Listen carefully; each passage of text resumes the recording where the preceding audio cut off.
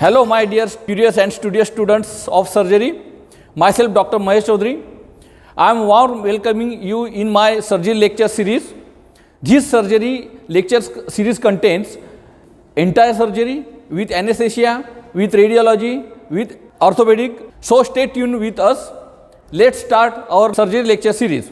Welcome, dear students, in our surgery lecture number 129, that is the injury to the knee joint ligament and fracture of the tibia and fibula. In this lecture, we will explore the injury to the knee joint ligaments, condylar fracture of the tibia, fracture of the tibia and fibula, and ankle injuries and their treatments. Now first start with the injury to the knee joints ligament. There are four types of the ligaments of the knee. First is the medial collateral, lateral collateral, anterior cruciate and posterior cruciate. If the injury to the knee joints ligament, then the treatment is the repair of the ligament and reconstruction and immobilization. Next point is the meniscal injuries of the knee joints. There are types of the meniscal injuries as you seen in this image. First image showing the normal meniscus. First is the longitudinal injuries to the knee joints. Second is the bucket handle. Third is the posterior horn. Third is the radial injury to the knee joints. And third, for lower image showing the anterior horn of the meniscal injuries of the knee. Now the treatment, there are two types, acute and chronic injuries. If acute injury is there, immobilization of Robert Jones compression and physiotherapy. If the chronic injury of the meniscal of the knee, then excision of the displaced fragments of the meniscus and immobilization. And arthroscopy SOS should be performed. Dear students, here is the anatomical picture of the knee joint is clearly seen. The femur, patella, medial collateral ligaments, anterior cruciate ligaments, tibia, fibula, posterior cruciate ligament and lateral collateral ligaments. All ligaments of the knee joints are clearly seen in this image. This is the another image showing the collateral ligaments injury. The red shaded showing the injury, collateral ligament injury. This is the another image showing the posterior cruciate ligament tear in the red color is clearly seen. This image showing the ligaments of the knee, lateral collateral ligaments LCL, anterior cruciate ligament ACL and medial collateral ligament MCL and posterior cruciate ligament PCL is clearly seen in this image. Now the condylar fracture of the tibia. There are two types of the injury, direct injury and indirect injury. By these two types of the injury, the condylar fracture may be condylar fracture of the tibia may be arise. Here is a good picture showing the anatomy of the tibia and fibula, head of the fibula, shaft of the fibula, lateral malleolus and lateral condyle of the tibia, medial condyle eminences,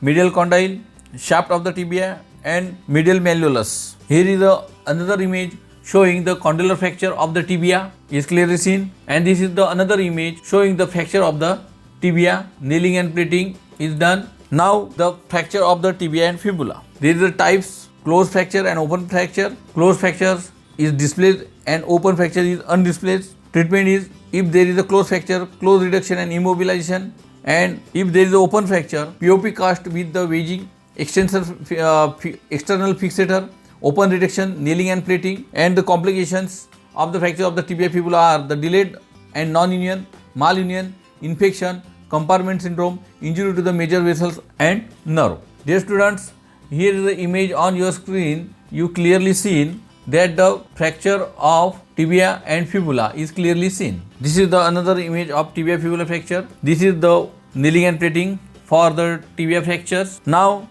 the ankle injury. Here is the image is showing the internal malleolus fracture and external malleolus fracture. Ligament of ankles are medial collateral ligaments, that is the deltoid ligament, and second is the lateral collateral ligament. Ankle injury, these are the inversion, eversion, supination, pronation, rotation and vertical compression. By all these ankle injury may appear. Now the Potts fracture, that is the bimalleolar fracture. Cotton fracture means trimalleolar fracture. Dear students, here is the image of the ankle injury is clearly seen. First image showing the ankle sprains and lower line of the image is showing first image showing the inversion type of the ankle injury. Middle image showing the normal, and the left side image showing the eversion type of the ankle injury. This image showing the crepe bandage application in the ankle injury. Now the treatment In the ankle injury, principles of treatment: if there is a fracture without displacement, BK plaster cast for 3 to 6 weeks. physiotherapy should be given. Fracture with displacement is there in the fracture of the ankle, then operative methods should be applied. Medial, if there is medial malleolus fracture, if transfer fracture, compression screw TBW. Then if there is a oblique fracture of the medial malleolus, then the compression screw should be applied. And if there is avulsion fracture of the medial malleolus, then only TBW. If there is a lateral malleolus fracture, and if it is the transfer fracture, then tension band wiring. And if there is a spiral fracture of the lateral malleolar, then the compression screws. If the lateral malleolar is communicated fracture, then the buttress plating should be done. And fracture of the lower third of the fibula, then 4-hole plate should be applied. Now the posterior malleolus involving less than 1/3 of the articulating surface of the tibia, there is no additional treatment, no need of additional treatment. If involving the more than 1/3 part of the posterior malleolus, internal fixation with compression screw. And if the tibia fibular syndesmosis disruption, then inserting a long screw from the fibula into the tibia. Then conservative methods in the treatment of the ankle injury: first, manipulation under GA, POP cast for 8 to 10 weeks. Then external fixation should be performed if necessary. Next, injury to the ankle joint, that is the sprained ankle. If there, then ligament injury of the ankle is there. Treatment is RICE, that is the rest, ice packs, compression and elevation. These should be applied for the first 2 to 3 days. Now tarsus, made up of 7 tarsal bone arranged in 2 rows.